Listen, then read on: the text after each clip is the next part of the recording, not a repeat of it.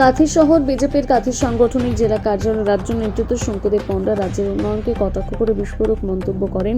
জুনপুরের শুটকি মাছের প্রকল্পের মাছে মারা গেছে, শঙ্করপুর উন্নয়নের নামে যা করেছে সেটা গিমিক। জুনপুরের সমস্ত প্রকল্প গিমিক, তাজপুর গভীর সমুদ্র বন্দর সেটাও গিমিক, বাস্তবায়ন হয়নি। কোটি কোটি টাকা নষ্ট হয়েছে এই প্রকল্পের নামে।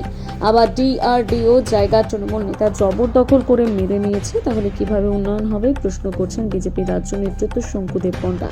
দীর্ঘ উন্নয়ন পর্ষদ কোনো উন্নয়ন করেনি। সামুদ্রিক মাছের উপর ইন্ডাস্ট্রিয়াল হাব করা যেত, এসবের দিকে কোনো নজর নেই। মৎস্যজীবীদের উন্নয়নের জন্য ক্ষুদ্র শিল্প গড়া যেত, সেগুলো হয়নি। পটেশপুরের দিকে বহু তাঁতি রয়েছেন, তাদের উন্নয়নের জন্য কোনো চিন্তা ভাবনা নেওয়া হয়নি। ঠিক এইভাবেই তৃণমূলকে এক হাত নিলেন শঙ্কুদেব পণ্ডা। পাশাপাশি দিন তিনি আর কি কি তুলে ধরলেন শোনাবো। যে চলে যাবেন জুনপুটে, এখানে ডিআরডিওর জমি, ডিআরডিও আমাদের ডিফেন্স মিনিস্ট্রির জমি, সেই জমি তৃণমূলের নেতা চুরি করে নিয়েছে, ডাকাতি জবরদখল। তার উপরে বসে হচ্ছে এখানে শুটকি মাছের চাষের নাম করে বেআইনি ইললিগাল বিজনেস করছেন। একাধিকবার ডিআরডিও কে জানানোর পরে কোনো ব্যবস্থা হয়নি। আর শুটকি মাছের যে শিল্প হওয়ার কথা ছিল, যে বিস্তৃত হচ্ছে জায়গাকে আইডেন্টিফাই করার কথা হয়েছিল, সেই প্রকল্প মাঠে মারা গেছে। এরপরে উন্নতি কিভাবে হচ্ছে আমি একটা স্পেসিফিক্যালি কমিউনিকেট করতে চাই। আপনারা জানেন দীঘা শঙ্করপুর ডেভেলপমেন্ট উন্নয়ন পর্ষদ তৈরি হয়েছে। সেই উন্নয়ন পর্ষদ ইন্ডাস্ট্রিয়াল ল্যান্ডে কোনো ইন্ডাস্ট্রি তৈরির জন্য ইনিশিয়েট করছে না, যেগুলো সমুদ্রের সাথে কানেক্টেড। তার বদলে জমি সরাসরি বেআইনি ভাবে একাধিক প্রমোটারকে হ্যান্ড ওভার করবার জন্য হচ্ছে টেন্ডার নোটিফিকেশন করছেন, এবং বেআইনি ভাবে সেই জমি একাধিক জনকে দেওয়া হবে।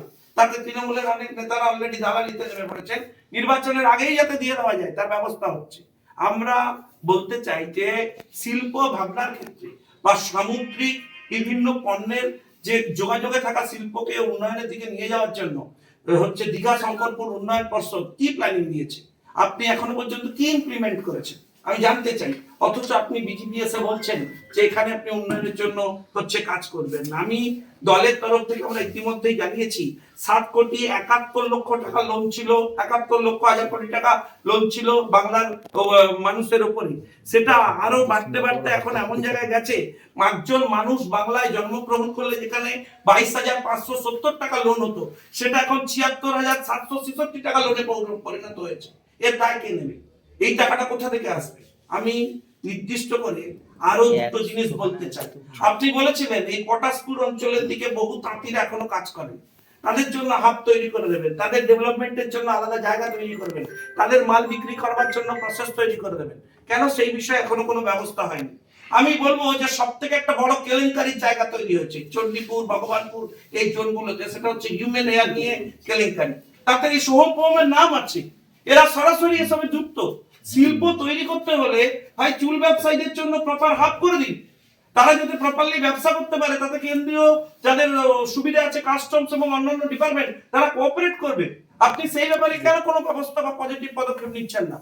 কেন সরকার সেই ব্যাপারে কোনো রকম সাপোর্ট করছে না আমি জানতে চাই। আমি আমার বক্তব্য আর বেশি দীর্ঘায়িত করব না, শুধু কয়েকটা নির্দিষ্ট বিষয় আপনাদেরকে কমিউনিকেট করেই হচ্ছে ইন্টারাকশনে চলে যাব। সেটা হচ্ছে দেখুন, আমরা যদি ইন্ডিভিজুয়ালি রাজ্যের বিভিন্ন জায়গায় নির্দিষ্ট শিল্পের ডেভেলপমেন্ট না করি আর শুধু কয়েকশো কোটি টাকা বিভিন্ন কোম্পানির কাছ থেকে নিয়ে কলকাতায় উৎসব পালন করি, তাহলে বাংলার প্রকৃত শিল্পোন্নয়ন হবে না। যেটা হবে সেটা হচ্ছে চুরি ডাকাতির বিভিন্ন স্তরীয় উপস্থাপন, এবং সেটাই হচ্ছে। সেটা হতে হতে হতে হতে কাঁথি পর্যন্ত আমরা পৌঁছেছি, দীঘা পর্যন্ত পৌঁছেছি।